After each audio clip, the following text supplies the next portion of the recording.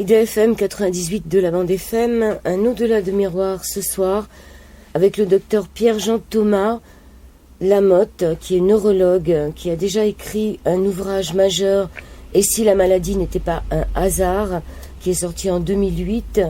Vous publiez maintenant, le docteur Thomas Lamotte, enfin la suite de vos travaux résultant de vos 40 années d'expérience en tant que médecin des hôpitaux et neurologue. Ce livre s'appelle « L'interprétation des maladies qui compense les petites et grandes blessures de l'âme et comment en guérir ». Bonjour, docteur Pierre-Jean Thomas Lamotte. Oui, bonjour.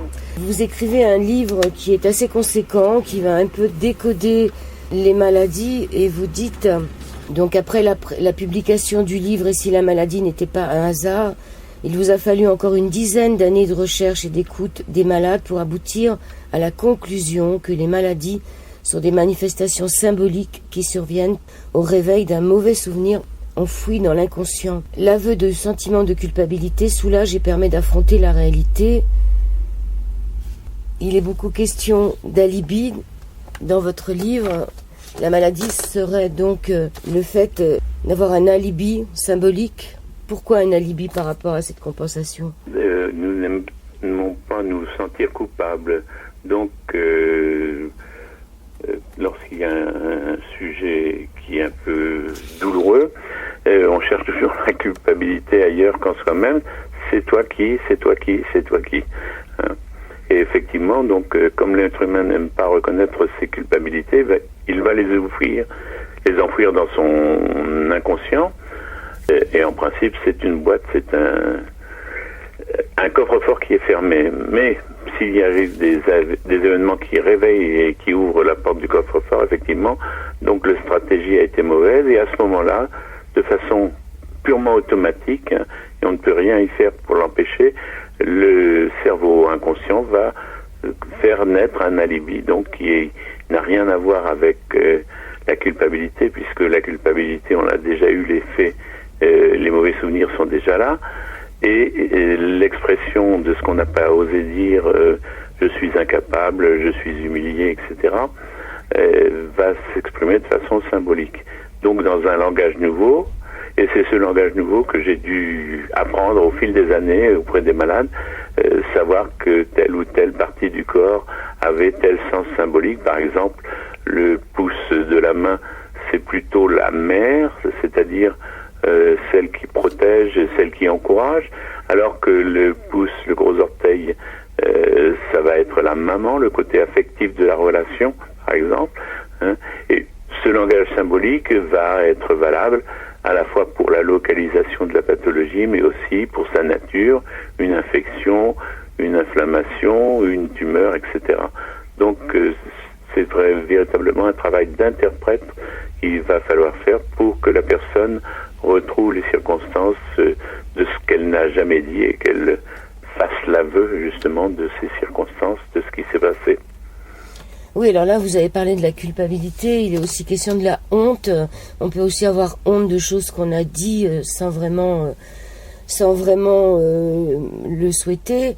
Et ce qui est important aussi, c'est d'en faire l'aveu.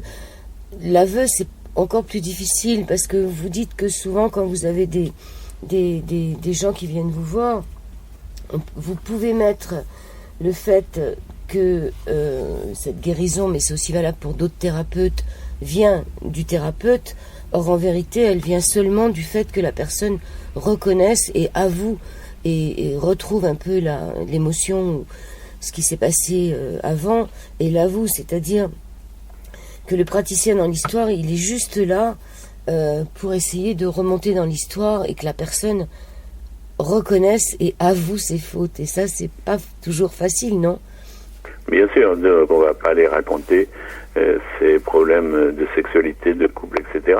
Mais il faut bien dire que les thérapies agissent aussi d'une autre façon, c'est-à-dire que, outre le fait que la personne qui vient voir un thérapeute a pu raconter cette culpabilité, il peut y avoir eu dans la proposition du thérapeute des actes symboliques qui correspondent à cette culpabilité et qui vont diminuer cette culpabilité et entraîner une rémission qui n'est pas une guérison seule l'aveu de la culpabilité va décharger la personne de la culpabilité. Je prends pour exemple d'une guérison symbolique la guérison miraculeuse d'Édith Piaf. Oui. Édith Piaf, quand elle était toute petite, elle était dans une maison close, on va dire, avec sa grand-mère, donc, et elle n'avait donc jamais eu le contact visuel avec sa maman. Jusqu'au jour où elle fait une kératite, c'est-à-dire une inflammation des cornets, et elle devient quasiment aveugle. C'est à ce moment-là que la grand-mère, après de nombreux traitements, entend parler d'une guérison d'une petite fille qui a retrouvé la vue grâce à Sainte Thérèse à Lisieux. Et elle va donc à Lisieux et elle a l'intuition de ramener de la terre de Lisieux, donc avec Édith Piaf dans la maison close. Et tous les soirs, donc, elle va lui appliquer affectueusement de la terre dans un bon d'eau sur les yeux. Et au bout de 8 jours, les cornets sont parfaitement guéris. Donc, c'est le miracle d'Édith Piaf. Or, le miracle, là, il est purement symbolique. Il n'y a eu aucun aveu d'humiliation d'Édith Piaf. Par contre, le symbole utilisé, c'est-à-dire la terre appliquée dans le bandeau, est parfaitement symbolique, puisque la terre, symboliquement, c'est la mère. Donc, le contact de la mère, de la maman d'Édith Piaf qui lui avait manqué, elle le retrouve symboliquement à travers cette terre prise à Lisieux et appliquée sur un bandeau. Donc vous voyez que c'est un autre mode de guérison. Il y a encore un autre mode de guérison aussi, c'est quand on vous prend pour un gourou ou pour quelqu'un de très compétent, il peut y avoir un effet placebo et la personne est sûre qu'elle va guérir avec vous parce que vous avez les compétences pour la guérir. Donc il ne faut pas mélanger les niveaux, mais la seule vraie guérison, celle qui interrompt définitivement la rumination du cerveau et de la culpabilité, effectivement, c'est l'aveu. En ce qui concerne le fait de l'effet placebo, vous parlez aussi dans votre livre du nom des médicaments qui peuvent avoir un effet sur le patient, comme le rebif, ou alors du fait aussi qu'un médicament peut être rétrogradé. Vous parlez du cas d'un monsieur qui avait guéri d'un cancer, je ne sais plus où il était localisé, et quand il a vu dans la presse que ce médicament était inefficace, et ça a récidivé, il en est mort. Donc toute cette croyance qu'on a soi-même comme vous le dites, du thérapeute, tous les médicaments. Mais pour en revenir à Édith Piaf, vous dites qu'il faut toujours un premier événement, et c'est la seconde fois qui déclenche la maladie. Donc en ce qui concerne Édith Piaf, est-ce qu'il n'y aurait pas eu aussi... Effectivement, le premier événement, je vous dis, c'est qu'elle n'a jamais vu sa maman. Mais l'événement qui a déclenché la kératite et qui, ça je ne le connais pas, elle n'est pas racontée. Hein. Mais une maladie ne vient jamais après un premier choc. Le premier choc a un rôle de sensibilisation. Hein. Ça me fait souffrir et donc je vais essayer d'éviter cette souffrance. Et si malgré ça, le souvenir que j'avais essayé d'enfermer dans mon coffre-fort inconscient se trouve réveillé et le coffre-fort forcé, ça n'est qu'à 7 secondes fois que le symptôme va apparaître. Hein. On est d'accord. Vous dites qu'il faut chercher souvent 6 mois avant l'apparition des premiers signes pour voir un peu quel a été le motif de quelle a été la cause. Oui. Donc, alors le mécanisme, effectivement, là on est au niveau du facteur déclenchant. Hein. C'est-à-dire qu'on a été sensibilisé et puis le déclenchant donc va donner l'apparition du symptôme. Et effectivement, lorsqu'il s'agit d'une circonstance complètement imprévue, j'ai jamais pu imaginer que ma fille puisse se fâcher et ne plus me donner de relation, par exemple, ça peut donner donc un imprévu. Et la compensation symbolique d'un imprévu, il faut que ce soit une date prévue et une date qui soit à l'opposé, entre guillemets. Et le temps étant marqué par la rotation de la Terre, eh bien ça va être quand la Terre va être à l'opposé, c'est-à-dire 6 mois plus tard, que les symptômes vont se déclencher.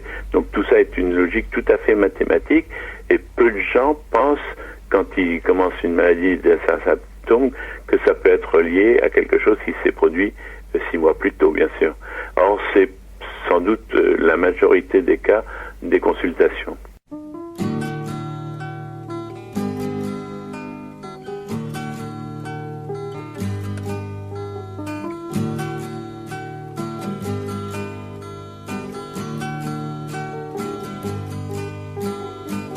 Alors vous dites qu'il y a 3 temps dans la conversion du symptôme.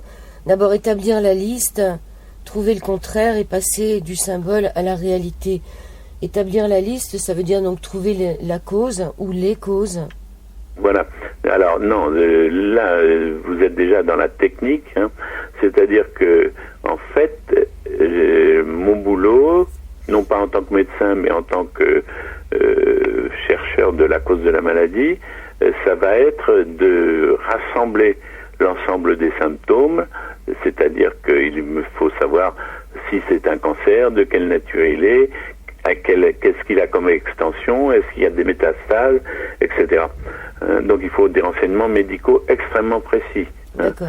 Et ensuite, à ce moment-là, à partir de ces renseignements, eh bien, comme ce sont je vous ai dit, des symboles, il va falloir que je traduise le symbole comme s'il s'agit en réalité, et comme il s'agit d'une compensation, c'est-à-dire que c'est le contraire, c'est un contrepoids.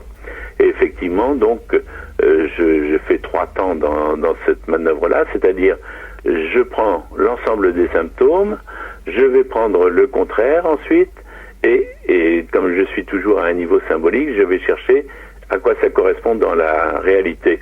Donc si j'ai un index droit qui est engourdi, hein, eh bien les contraires, il n'y en a pas beaucoup. Le droit, c'est pas gauche, le contraire. Index, il n'y a pas de contraire non plus. Mais par contre, engourdi, je vais avoir comme contraire sensible. Hein. Et si j'ai été sensible à quelque chose, effectivement, et que je sais que la symbolique de l'index c'est le père, effectivement, ça peut être une accusation de mon père à tort qui peut avoir déclenché cette insensibilité de l'index droit. Donc, vous voyez, c'est un mode de raisonnement qu'on ne peut pas savoir sans avoir écouté beaucoup de malades ou sans avoir eu un bon professeur qui vous donne les principaux mots de la symbolique. Et cette symbolique, en fait, on l'a surtout dans le langage populaire. Hein. Donc c'est à partir du langage populaire que j'ai fait beaucoup de découvertes. Donc c'est nous qui, à notre insu, créons nos propres malheurs lorsque nous n'osons pas avouer j'ai honte, ou lorsque nous n'osons pas peut-être penser qu'on est coupable, ou lorsqu'on n'ose pas voir notre culpabilité. Alors c'est une culpabilité personnelle, mais c'est également valable pour la culpabilité au fil des générations. Hein. C'est-à-dire que une maman qui n'ose pas parler de ses culpabilités en début de grossesse ou avec un projet de grossesse, c'est le bébé qui va pouvoir lui apporter cette compensation symbolique, par exemple, sous forme d'une malformation congénitale. Alors là, je vous parle de la cause. Évidemment, les médecins que vous allez écouter vont vous dire, mais une malformation congénitale, c'est un virus, c'est un produit toxique, etc. Là, on est dans le mécanisme. Donc, vous voyez, nous sommes à 2 niveaux complètement différents. Pour moi, la cause véritable, c'est toujours donc un conflit psychique avec une grosse culpabilité que l'on n'a jamais raconté à personne. Et quand quelqu'un vous dit ça, je l'ai jamais dit à personne, et que ça semble correspondre effectivement aux symptômes, on est à peu près sûr que la personne va guérir rapidement. La malformation congénitale, je vous donne cet exemple pour dire que c'est le bébé qui porte le symptôme qui déculpabilise la maman, hein. Mais effectivement, la malformation congénitale, on ne fait pas revenir en arrière quelque chose qui a été mal formé. Oui, donc par exemple, si cette malformation était au coude, ça signifierait quoi pour l'enfant ? Le coude, c'est au niveau de l'acceptation. Donc, si vous avez je vous donne l'exemple donc d'une personne qui est employée comme secrétaire chez son patron, elle a couché avec son patron, et son patron ne veut pas entendre parler donc de l'enfant qui va naître, ce qui choque beaucoup la femme. Eh bien, l'enfant va naître avec une tache marron, hein, ce qu'on appelle un névus, au niveau du coude, sous le coude, dans l'axe entre le coude et l'index. Et cette tache-là dit il y a eu, entre guillemets, un gros coup de soleil là. Un gros coup de soleil là, c'est en fait la présence du papa, puisque le symbole du père, c'est le soleil. Hein. Donc vous voyez que cette gymnastique est difficile à faire pour des gens qui qui ne connaissent pas du tout, puisqu'on va dire c'est une absurdité complète. Non. À chaque fois qu'il y a une tache, un névus ou il y a un mélanome malin, c'est qu'il y a un manque de présence du père dans la vie psychique, soit de la maman, soit de la personne qui porte cette lésion.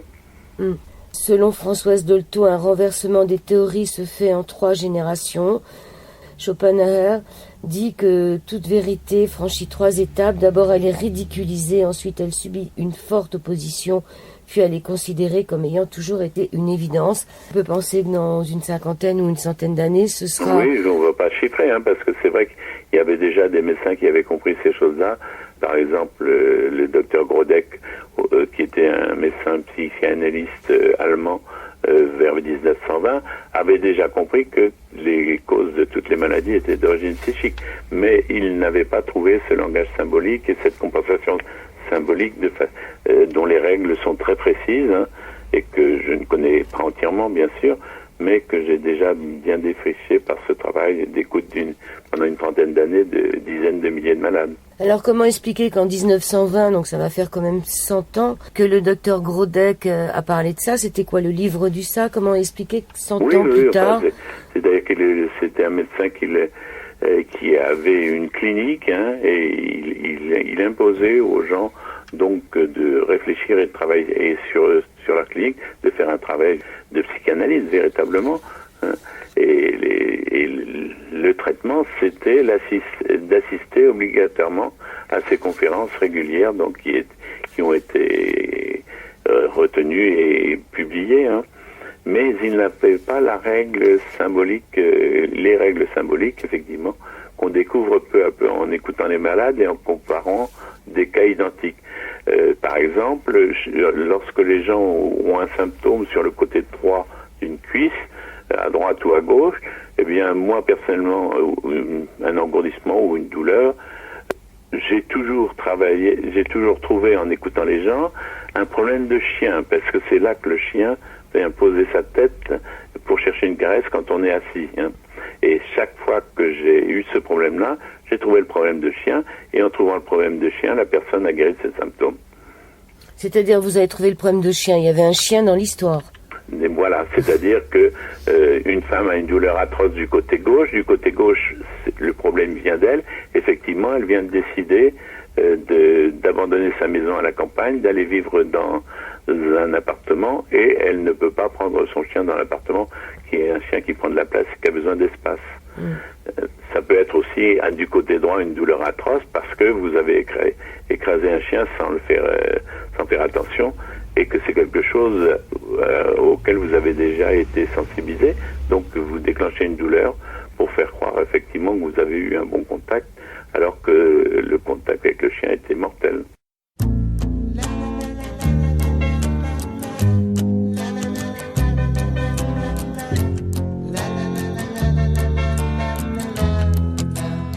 Vous êtes neurologue, est-ce que tout ça, ça se met dans le cerveau, comme le disait le docteur Hammer? Alors, le docteur Hammer a eu le mérite de montrer effectivement qu'il fallait ajouter à la maladie le cerveau et puis les organes, en plus du conflit psychique. Donc, effectivement, tout ce que nous vivons et tout ce que nous avons comme projet est analysé à chaque instant. Est-ce que ce que je vis tout de suite est quelque chose qui me plaît? Est-ce que c'est conforme à ce que j'attendais, ou au contraire à ce que je suis déçu? Et donc c'est ce cerveau que j'appelle le cerveau stratégique qui va dire à un moment donné non, c'est pas ça que je voulais, et se mettre à ruminer le problème. Et effectivement, ce cerveau stratégique n'est pas connu des médecins ni des spécialistes du cerveau, où ça commence simplement à se découvrir avec l'IRM fonctionnel, mais on peut effectivement voir sur le scanner cérébral des traces qui nous disent que ça se met à ruminer à cet endroit-là, et donc il y a un problème précis qui peut donner telle ou telle pathologie, puisque M. Hammer a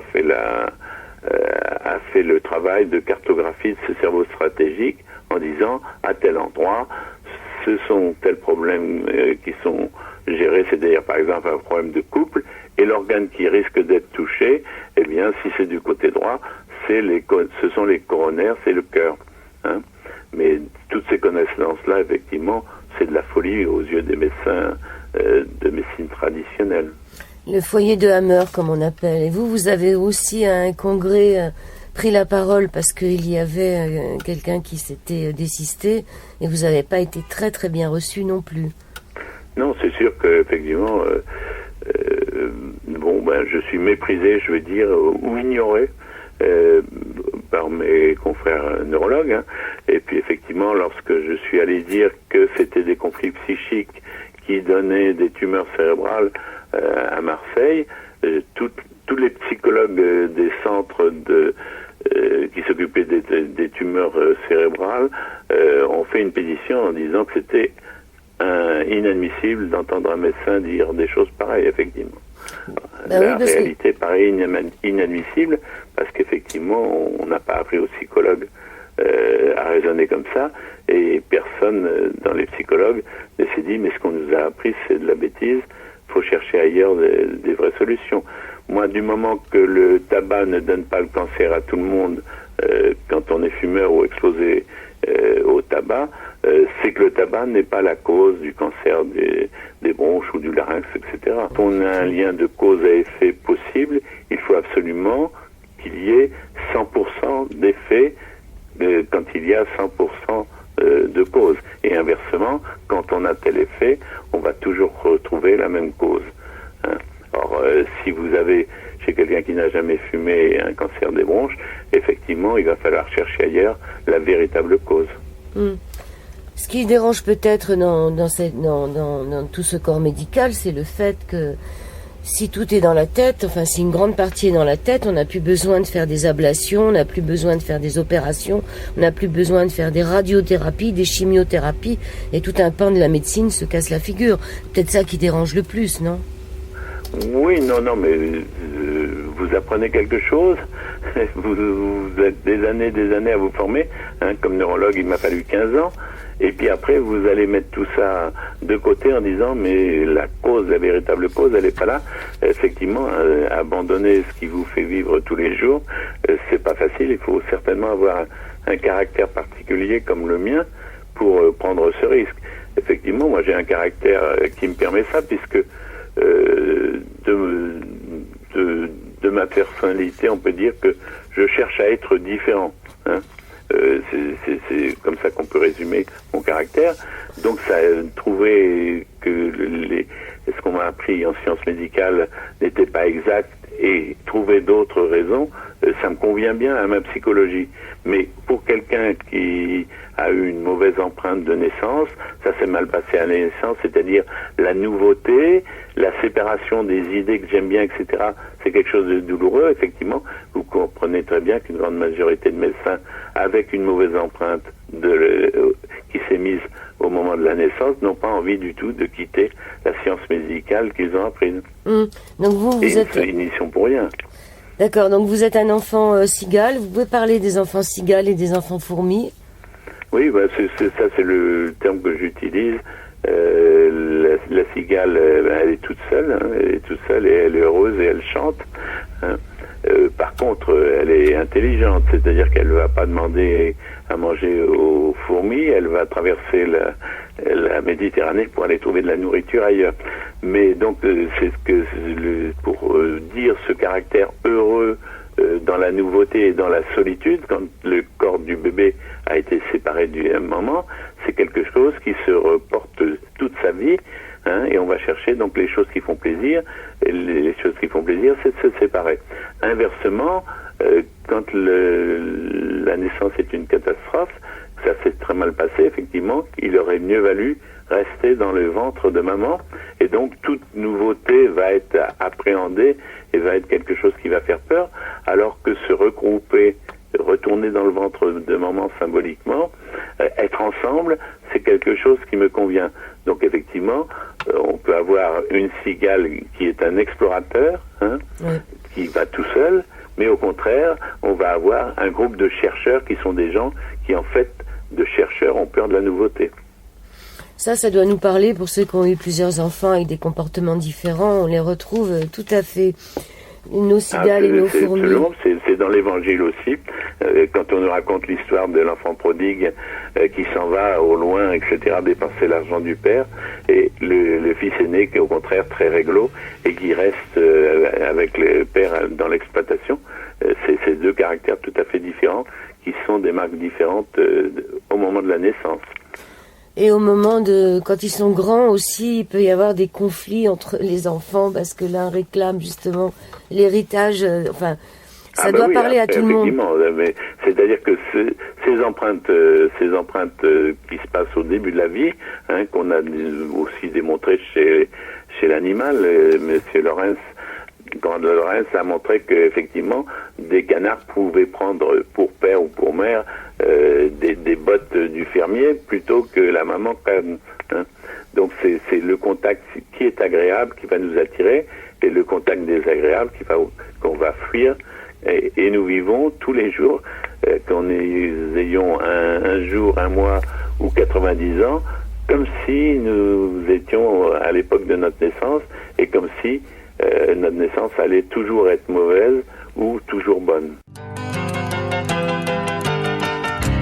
Oh baby, baby, it's a wild world. It's hard to get by just upon a smile. Docteur Pierre-Jean Thomas Lamotte, qu'est-ce qu'il faut faire? Est-ce qu'il faut en parler à nos enfants? Et si jamais on en parle à une fourmi, elle va peut-être pas aussi bien comprendre qu'à une cigale. Qu'est-ce qu'on fait dans cette histoire? On doit en parler? C'est important, même s'ils sont pas prêts. C'est naturel d'y aller doucement, bien sûr. Il faut respecter un peu le rythme de nos enfants. Il y a des fois où c'est pas le moment de dire, mais l'idéal, effectivement, c'est de raconter toutes nos culpabilités. Sinon, ce sont nos enfants qui vont être chargés de les résoudre de façon symbolique. Et c'est sûr que on n'a pas envie de raconter sa sexualité. Pourtant, la sexualité d'une personne, c'est une sexualité qui vient compenser tout ce que le père, la mère se sont reprochés par rapport à la sexualité. Ma façon de vivre mon métier, c'est exactement la même chose. Enfin, donc, cette transmission de la culpabilité de parents à enfants, si on n'en parle pas, si les parents ne font pas d'aveu devant leurs enfants, effectivement, les enfants vont se retrouver prisonniers donc de ces culpabilités et ils ne pourront pas en sortir. Bien sûr, ils ne savent pas d'où ça vient. Alors, vous dites que le corps de l'enfant est le langage de l'histoire de ses parents. C'était Willy Barral qui disait ça. Et sur la culpabilité, à la page 86, vous écrivez que la transmission d'une culpabilité entre parents et enfants, d'inconscient à inconscient, n'emprunte vraisemblablement pas la voie génétique, mais il est capital de savoir qu'un trouble du comportement de l'enfant peut guérir par l'aveu de la culpabilité des parents. Voilà, c'est ce que vous venez de dire à l'instant. Je peux vous donner un exemple d'un enfant qui est dyslexique, donc qui a des difficultés scolaires. Hein. Il est un jeune enfant de moins de 10 ans. Et puis la maman vient raconter donc ses problèmes, et notamment ses problèmes. Elle a trop réagi au moment de la grossesse vis-à-vis des voisins, donc elle a écrit une lettre d'insulte. Enfin, il y a eu des problèmes d'échange et de peur liés à cette lettre et à cet échange de choses qu'elle a écrites et qui ont été lues. Hein. Le fait de parler de cette culpabilité et de ces reproches à ce moment-là fait que l'enfant, 2 mois plus tard, est en tête de classe et n'a plus de dyslexie. Effectivement, vous voyez que le résultat n'a rien à voir avec ce qu'on doit faire de façon classique comme rééducation. Et nous sommes bien là au cœur du problème des mauvais souvenirs et de la culpabilité de l'être humain qu'il faut absolument confier, mettre en aveu, on va dire. Alors on apprend énormément de choses dans votre livre, par exemple qu'il importe donc de repérer, vous en tant que médecin, dès le départ, le malade qui vient pour guérir et celui qui vient pour se plaindre. Il y en a certains qui viennent chez vous et qui viennent pas du tout pour guérir parce qu'ils ont des compensations ou des compensations d'ordre financier parce qu'ils sont avec des aides. Le problème se passe très souvent avec les femmes Pourquoi ? Parce que moi je suis un homme, hein, donc je vais recevoir des femmes, et les femmes qui ont eu un mauvais accueil par leur père vers l'âge de 18 mois, puisque c'est l'âge où le contact est le plus fort, c'est le père qui va donner l'appartenance à la famille, hein, et si ce contact n'existe pas parce que le père est absent, eh bien ça va donner quelque chose qui est un problème permanent pour la femme, de trouver un père symbolique qui soit à l'écoute. Et donc elle va venir raconter ses misères et en rajouter, pour voir jusqu'à quand ce père symbolique est capable de l'écouter, passer du temps avec elle, là où son propre père n'a pas passé de temps avec elle. Hein. Et donc effectivement, cette personne-là, elle veut donc un père de compensation, elle ne vient pas pour guérir, c'est évident, et donc effectivement, il faut lui expliquer qu'on va perdre son temps si on continue comme ça. Cette médecine des mauvais souvenirs dont nous parlons, vous dites que la fin d'un contact souhaité ou apprécié se compense par une douleur. Oui, ça c'est un autre exemple. Effectivement, vous avez plus de 200 centres de douleur en France, hein, spécialisés, soi-disant spécialisés. Personne ne sait qu'effectivement c'est un mauvais contact entre deux personnes qui déclenche toujours une douleur. Hein. Quand on le sait, effectivement, en consultation, la personne qui vient avec une douleur, où qu'elle soit, je lui dis qu'il faut trouver le nom d'une personne, et ça peut être le contact avec soi-même qui n'est pas bon, mais autrement, effectivement, il y a une personne avec laquelle il y a un mauvais contact, et pour symboliser le contact fort que je souhaite, eh bien, nous déclenchons une douleur. Effectivement, vous n'avez qu'à vous brûler fortement, vous n'avez qu'à appuyer à un endroit fortement, etc. Chaque fois qu'il y a quelque chose d'un peu trop fort, eh bien, vous ressentez une douleur. Et donc, si c'est le contact que vous souhaitez qui se manifeste sous forme de douleur, effectivement, vous avez ce contact fort que vous souhaitez, alors que vous ne l'avez plus dans la réalité. Et donc, il va falloir trouver, suivant la symbolique évidemment, la signification, la souffrance qui est derrière une douleur. Et à ce moment-là, la douleur peut disparaître instantanément et elle ne reviendra pas. Vous dites aussi que les douleurs donc sont un message et que pour la justice, c'est un alibi, un ailleurs en latin. C'est un mode de défense d'une personne soupçonnée d'un délit ou d'un crime. Quel est le rapport entre la douleur et l'alibi ? Donc l'alibi, je vous ai dit qu'il n'y a pas de maladie sans culpabilité quelque part. C'est-à-dire que si je n'ai plus le bon contact qu'avec mes parents, c'est que je me reproche quelque chose, hein, que je ne veux pas voir. Donc c'est ça l'alibi, c'est-à-dire que si vous avez une douleur, c'est-à-dire si vous avez un fort contact, vous ne pouvez pas souffrir d'un mauvais contact. Hein. Bon, c'est complètement absurde, mais pourtant c'est la logique de notre cerveau inconscient et c'est où il nous emmène tous les jours. Pour moi, ce qui est important, effectivement, c'est d'avoir pris conscience de ces choses-là, de ce langage symbolique, et de voir que lorsqu'on découvre effectivement l'événement, la culpabilité qui correspond, vous allez avoir une guérison immédiate. Mais il faut effectivement qu'il y ait quelque part cette culpabilité. Je vous donne un exemple. Une femme qui tient une exploitation dans une ferme apprend brutalement que le neveu de son mari vient de mourir d'une crise cardiaque. Donc il est jeune, donc c'est quelque chose de choquant. À ce moment-là, elle déclenche une névralgie de la joue gauche. Lorsqu'elle vient me voir, effectivement, écouter qu'un décès d'un neveu de son mari lui donne une névralgie, je ne comprends pas très bien, et donc je n'ai pas la culpabilité du premier événement qui l'a conditionné. Hein.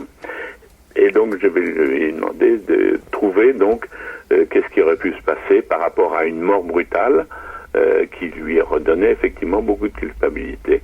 Et c'est à ce moment-là qu'elle me confie effectivement que des années auparavant, elle était dans le petit bois à côté de la ferme avec son amant, dans une relation d'amour, et son amant est décédé brutalement. Et il a fallu effectivement avouer au mari, ramener le corps, etc., dans une autre situation, pour que, effectivement, la culpabilité soit effacée. Hein.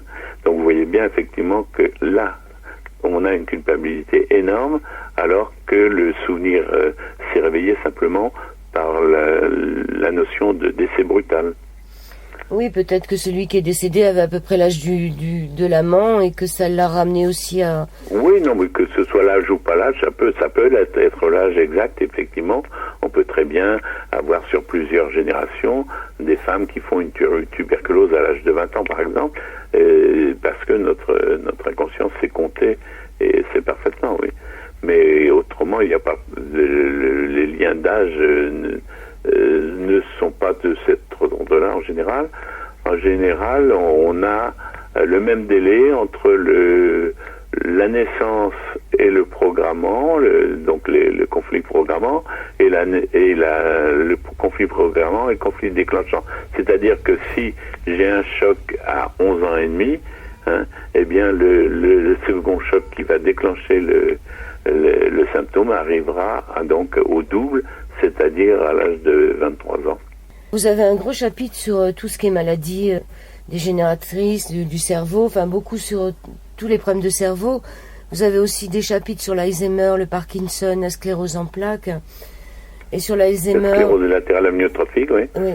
Et sur l'Alzheimer, vous dites qu'on ne peut savoir vraiment que quelqu'un est Alzheimer qu'après sa mort, en faisant une autopsie. Effectivement, là pour l'instant, on n'a pas de moyens. Enfin, on peut aller faire une biopsie du cerveau, on peut aller faire une biopsie de l'intestin, mais enfin, pour avoir vraiment un diagnostic parfait d'Alzheimer, effectivement, c'est l'étude macroscopique et microscopique entière du cerveau qui va nous permettre de le confirmer. Donc, effectivement, ça, on ne peut avoir ces renseignements que lorsque le malade est décédé et qu'on a fait son autopsie. Donc, c'est pour ça que c'est très difficile de parler avec certitude. Hein, parce qu'il peut y avoir des tableaux cliniques qui ressemblent à une maladie d'Alzheimer et qui n'en sont pas. Hein. Il peut y avoir des tableaux cliniques qui ressemblent à une maladie de Parkinson et qui n'en sont pas. Oui, il y a un gros chapitre très intéressant pour les personnes qui ont un malade autour d'elles. En ce qui concerne justement les personnes qui ont un malade autour d'elles, vous avez à la page 275 quelque chose qui m'a bien fait sourire sur le rôle de l'accompagnant. Vous dites que là c'était sur la maladie de Parkinson, vous parlez d'une femme qui accompagne son mari parkinsonien et qui va prendre la chaise que vous avez mise en retrait pour l'accompagnant et la placer à côté de celle que vous avez destinée à son mari devant votre bureau sans vous en demander l'autorisation. Et vous dites donc l'importance aussi de pouvoir laisser un peu d'air aux malades. Enfin, je m'exprime peut-être mal, mais vous allez l'exprimer mieux que moi. Effectivement, donc les maladies surviennent en fonction de notre caractère. On est fragile dans tel ou tel domaine et au contraire, on est fort dans tel ou tel domaine. Et les gens qui font des maladies de la proximité du cerveau, ce sont les Alzheimer ou les Parkinsoniens. Donc, on est très proche de la physiquement, mentalement, affectivement, etc.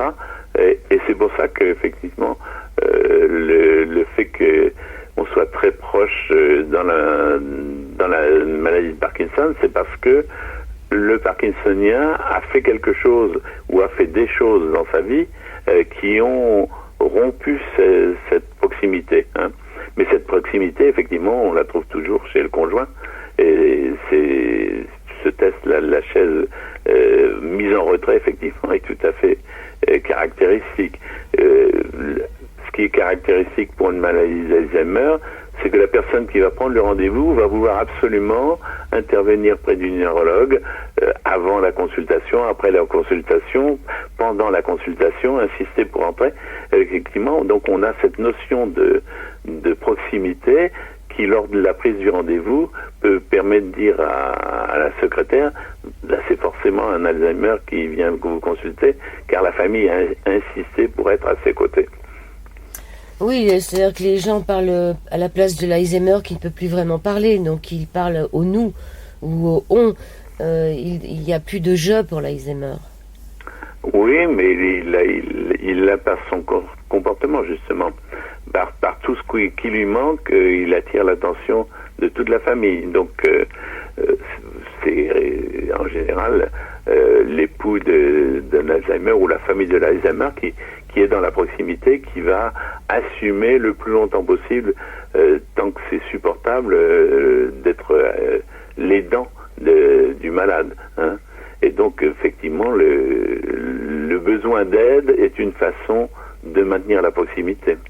Mais il y a une grande souffrance qui est souvent liée à la séparation, vous le dites, hein, pour l'Alzheimer. Voilà. Pour moi, effectivement, c'est toujours des épisodes de séparation qui vont déclencher cette maladie-là. Séparation par la mort, la rupture, effectivement, de la relation, mais ça peut être aussi séparation avec la grande maison familiale, ça peut être séparation simplement pour des idées, entre guillemets. Enfin, de toute façon, je n'ai jamais vu de maladie d'Alzheimer, on ne m'a pas raconté le rappel de ces mauvais souvenirs de séparation. Comme j'habitais en Normandie, j'ai vu les commémorations des débarquements. Effectivement, 50 ans après, 60 ans après, quand on commémorait le débarquement, ce qui rappelait à une personne la mort d'un de ses proches dans la famille, eh bien, donc ce rappel était susceptible de déclencher dans les 6 mois à venir une maladie d'Alzheimer chez la personne, pour se souvenir donc datant du débarquement. Alors, vous dites que des soignants seraient peut-être étonnés des réponses de leurs déments ou même de leurs conjoints s'ils allaient jusqu'à oser demander ces 2 questions. Pourquoi faites-vous cette maladie? Qu'est-ce qui vous empêche aujourd'hui d'aller mieux? Mais est-ce qu'un Alzheimer peut répondre? Un parkinsonien peut-être plus, parce qu'il est moins atteint dans sa tête, il est plus atteint dans ses mouvements en ce qui concerne le Parkinson. Mais est-ce qu'un Alzheimer pourrait répondre à ces questions? Bon, alors là, effectivement, je peux parler que d'expérience personnelle, donc de gens très proches de moi, mais on s'aperçoit effectivement que le fonctionnement que je décris à n'importe quel niveau de maladie, pour le malade dément, en fait, le malade dément est très proche de sa famille, et les troubles du comportement, ou tout au moins une grande partie des troubles du comportement qu'il présente, vient déculpabiliser l'un ou l'autre de ses membres de la famille. Si vous avez par exemple un membre de la famille qui devait prendre les rendez-vous, enfin, ou se charger de trouver un restaurant pour fêter l'anniversaire de la personne démente, hein, et comme elle ne l'a pas fait, donc il y a une culpabilité quelque part, eh bien le jour arrivé, comme par hasard, la personne démente est couchée dans son lit et ne veut pas se lever. Hein. Donc elle n'ira pas au restaurant, donc il n'y aura pas de culpabilité de ne pas avoir trouvé de restaurant. Voyez. Donc cette lecture permet effectivement de comprendre, et le fait de parler de cette culpabilité qui est démasquée avec le dément lui permet de se mettre debout, de s'habiller et éventuellement d'aller manger au restaurant. Alors tout ce qui a été cristallisé dans l'inconscient ne se dissout jamais si on ne le met pas en mots. Et cet inconscient, donc, il se trouverait dans le cerveau? L'inconscient passe par le cerveau, bien sûr. Et le cerveau, je dirais, fonctionne un peu comme il veut. Le cerveau inconscient, il est autonome. Hein. Donc c'est quelque chose d'automatique pour gagner du temps. Hein. S'il faut à chaque fois faire la stratégie de façon consciente, effectivement, l'être humain se met en danger par rapport à ses prédateurs. Mais par contre, si c'est l'inconscient qui fonctionne directement, il va pouvoir donner une réponse à temps. Malheureusement, elle est souvent mal appropriée. Hein. Et donc, c'est le cerveau inconscient qui va nous emmener, au lieu de nous libérer de la culpabilité, il va nous emmener dans plus de culpabilité, et culpabilité qui va diffuser à tous les autres cerveaux, à notre entourage, dans la famille, mais à l'autre bout du monde, de l'univers aussi. Hein. Donc, notre culpabilité est à la base de toutes ces manifestations donc de compensation symbolique, et elle ne peut s'arrêter que lorsqu'il y a un aveu. Bon, vous dites recréer du lien. Les histoires de malades déments m'ont convaincu que la démence pouvait se combattre en évoquant les mauvaises séparations vécues avant la démence et en recréant du lien. ce qui est intéressant dans ce que vous venez de dire juste avant, c'est que ça peut aller jusqu'à l'autre bout de l'univers. Dans la Bible, il était question, je ne sais plus dans quelle partie de la Bible, qu'on pouvait aller jusqu'à 7 générations. Qu'est-ce qu'on fait effectivement. Oui. Donc c'est à la fois dans le temps et dans l'espace, on peut dire. Hein. Mais là, on va rentrer un petit peu dans la philosophie ou la théologie. C'est un peu loin de la médecine des mauvais souvenirs, si on veut. Mais c'est bien évident que on peut toujours remonter dans le temps, de génération en génération, effectivement, et voir que les compensations symboliques se répondent l'une l'autre au fil des générations. Hein. Donc même au niveau de l'inconscient collectif, c'est exactement la même chose, mais qui connaît les règles de l'inconscient collectif, hein. Mais effectivement, donc selon tous ces liens qui se font à l'échelon de la planète, qu'on ne sait pas étudier, qu'on ne connaît pas, et qui fait que on se trouve suivant des croyances de chacun, et les croyances de chacun sont aussi des compensations symboliques de son histoire et ne conviennent pas à la planète. Vous dites que vous avez vu des symptômes disparaître, beaucoup de symptômes sous l'effet de la confidence, comme un explorateur qui découvre dans une pyramide un passage secret couvert de hiéroglyphes. Vous pensez que vous oserez emprunter à votre tour et avec enthousiasme la route de la compensation symbolique inconsciente? Oui, ça c'est un souhait, hein. Mais on l'a dit avec Françoise Loto ou autre, effectivement il faut plusieurs générations pour tout ça se mettre en place. Et puis surtout pour compléter, parce que là c'est une étape, c'est une marche, mais effectivement il y a beaucoup de découvertes à faire dans ce domaine-là. Je ne fais que apporter ma petite pierre, on va dire, mais le jour effectivement tout le monde fonctionnera comme ça, on aura une vision différente de la maladie et d'autres moyens de soigner qu'avec les moyens actuels de la médecine traditionnelle. Vous parlez de l'Ho'oponopono, désolé, pardon, merci, je t'aime, qui est quand même arrivé, on peut dire, en Europe il y a 2-3 ans et qui est une bonne chose, puisque ça permet de reconnaître ses mauvaises pensées et de les annuler quelque part. Vous parlez aussi des traditions ancestrales des îles du Pacifique qui, comme thérapie pour soigner la maladie, consiste pour le malade ou la famille à reconnaître la faute. Oui, effectivement, donc c'est cette notion de culpabilité, hein. Donc moi je l'ai trouvé en écoutant les malades, mais effectivement à l'époque je ne savais pas du tout que à l'autre bout du Pacifique on faisait la même chose encore à l'heure actuelle et qu'on conseillait éventuellement donc lorsqu'il y avait un coupable, il était condamné à rechercher un petit peu cette démarche de pardon, de déculpabilisation, hein. Ça existe encore de nos jours, donc ce qui veut dire que ma proposition elle est déjà insérée dans un monde et que l'homme fonctionne à peu près le même partout, que ce soit en Occident ou au Pacifique. Est-ce que vous vous souvenez du premier moment où la cigale que vous êtes a décidé a compris tout cela? Est-ce que vous vous souvenez du premier patient ou de l'idée fulgurante? Non, il n'y a pas eu de premier patient. Qui m'a fait comprendre ça, ce que j'ai vu, par contre, c'est que dans un lieu de pèlerinage, hein, j'étais médecin, donc je soignais les gens qui avaient un rhume ou une plaie, un bobo, etc. Et j'ai vu une personne qui était condamnée par les médecins à se déplacer en petit fauteuil. À la suite d'une soirée de prière, elle s'est remise à marcher sans autre explication. Et ça, effectivement, cette vision m'a décidé. 3 mois plus tard, j'ai donné ma démission de l'hôpital parce que on ne m'avait pas appris à la faculté de médecine qu'une séquelle définitive pouvait guérir, hein.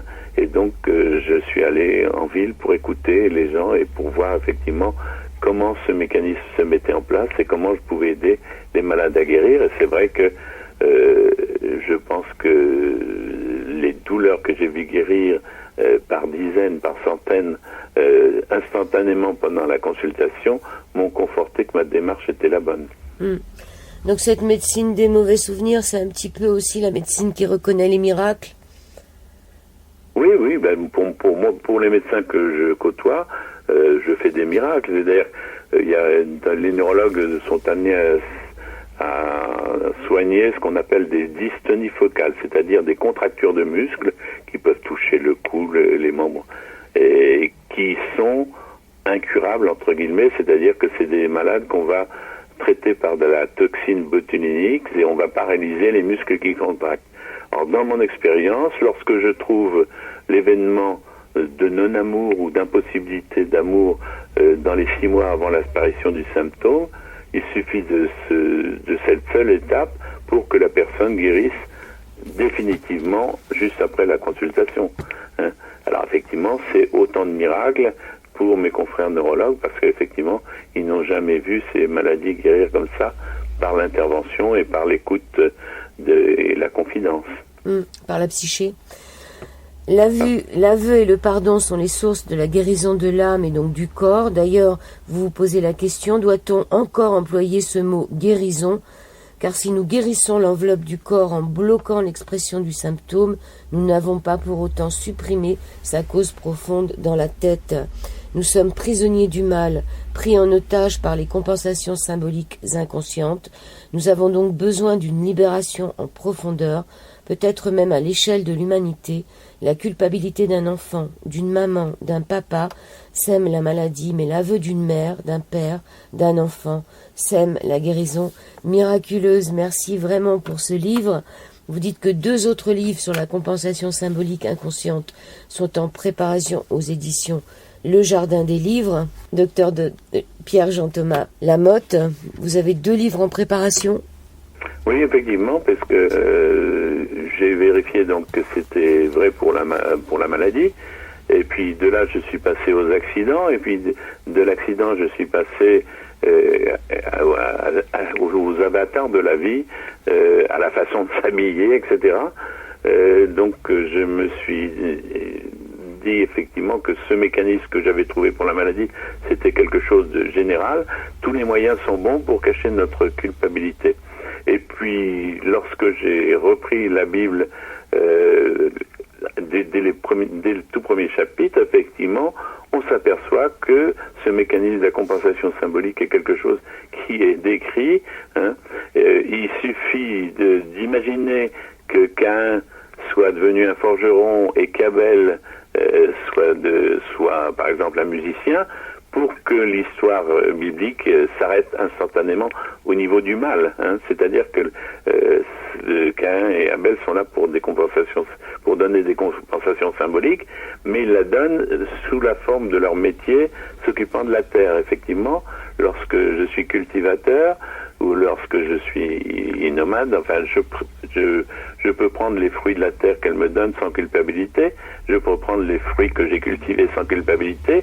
Et puis, eh bien, effectivement, là, on retrouve la culpabilité d'avoir mangé du fruit défendu d'Adam et Ève. Donc, c'est ces idées-là, effectivement, que je vais creuser et exposer parce que nous sommes malades de la plus grande pollution, je dirais, des êtres humains.